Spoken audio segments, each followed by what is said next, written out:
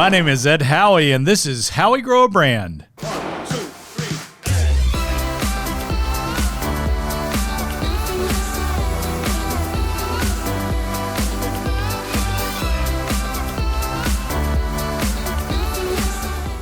If you like what you learned from this video, help us promote this channel by clicking the like button below and subscribing to our channel, Howie Grow A Brand.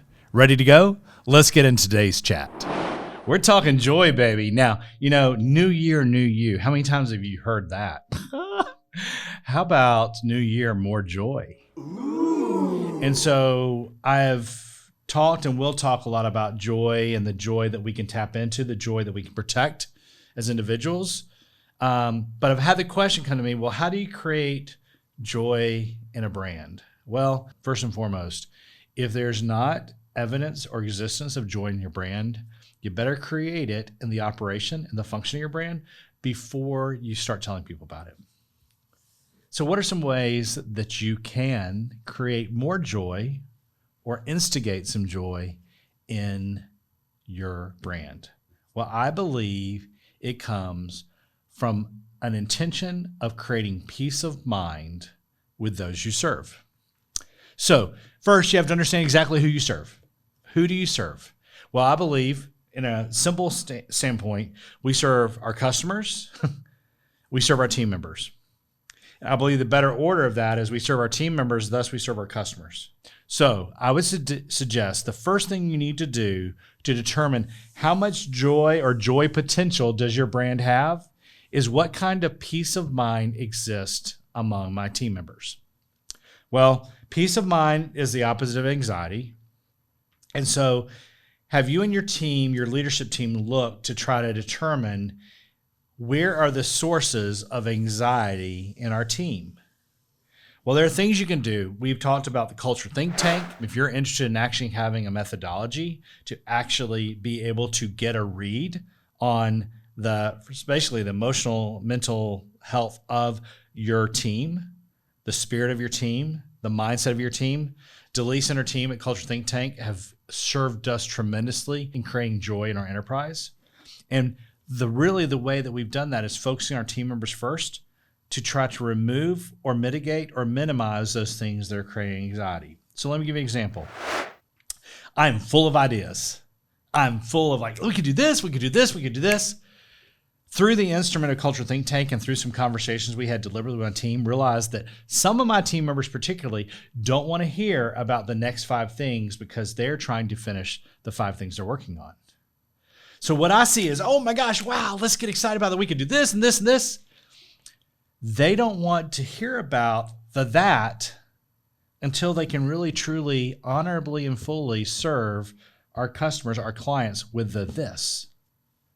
Now, it doesn't mean that I'm less excited about that, but I'm more aware of honoring what they are asking for with the this so that they can have the least amount of anxiety, therefore they can have more peace of mind, therefore they can have joy. So another thing is that we have made an intention to celebrate the wins as passionately as we, or frankly, I sometimes recognize the misses. Just recently, we were celebrating an anniversary and a birthday, and we rented out a movie theater and saw a movie as a team at 3:30 on a Friday afternoon. I mean, how can you have joy if you got movie popcorn, right? So there are things you can do to deliberately create peace of mind. And not only was that a celebration of one of our team members, it was like a literal blocking out all the to-dos and all the tasks and all the stuff so that we could have time together as a team. And none of us spoke about base camp or what was due to a client on Monday. Peace of mind is the fastest path to joy. So that's your team. So you're creating more of a peaceful environment. And I'm not talking about lazy. I'm not talking about uncommitted. I'm talking about a peaceful mind, okay? Then that translates into your customers. So what are you doing to create peace of mind for your customers? Well, I got to tell you, I talk about it all the time, but it literally and figuratively communicates significantly to the reality of our human need. And that is, what is the condition of your restrooms? And do you have enough toilets and urinals? We went to a restaurant recently. Actually, I take that back. It was not a restaurant. We went to a function, and it was an outdoor function. And there were about 300 people there, and they only had porta-johns for like 1 or 2 men and 1 or 2 women at a time. Well, there was a lot of beverage flowing. And in an effort to save money, there was a little less invested in the utilities. But then at the same point, that doesn't create peace of mind when you got to go and there's not enough capacity to go. Flip that equation. You're serving your customers and you're really driving, like say in a restaurant, your bar sales. And I'm not saying that someone showed up sick, but you literally are understaffing the bar, but you have your customers being sold all the beverages by your entire wait staff.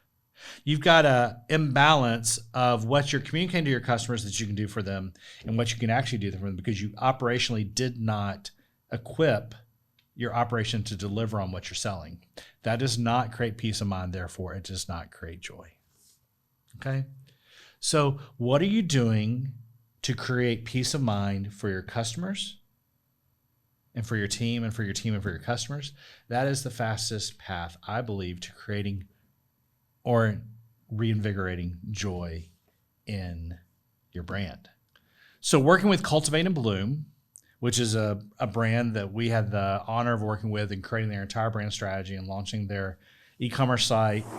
Kelly and Glenda, 2 amazing humans that are like truly creating incredibly disruptive and caring solution to floral gifting and floral memories and floral recognition, using flowers to say you love or thank someone for their friendship. So we said we want to send a vase and flowers to a handful of those in our brand community. And we wanted to do it before November last year. And we did. It's the middle of COVID. People were like isolated. And so we did that. And it was amazing, the response. The number of people that literally opened the box, pulled out the flowers, took a photo, posted on social media, sent us a text, sent us an email, thanked us, called us immediately. So we're like, that is cool. That sparked some joy. So guess what? We did it again this year, but we included this card. Take a look. We hope this sparked some joy. We not only sent something, we communicated our intention of what we wanted to do, with a desire that if we own our intention and communicate our intention, that it will actually create the outcome we wanted. And you know what? So literally, I would say round number 70% of those that received these flowers from us messaged someone on our team within 30 minutes or less of receiving them, thanking them. We weren't doing it for the recognition, we're doing it for the relationship. And the fact that our intention created not only a way for us to communicate our appreciation, it created our intention that it's not just thanking you, we want to spark some joy. And in doing that, that the response was for people to acknowledge what we had done for them and to appreciate it. That is joy. So the holidays are gone. You've got 12 months this year to intentionally spark joy in your team and in your customers. You can do it. Spark some joy. Profits are good. Joy is better.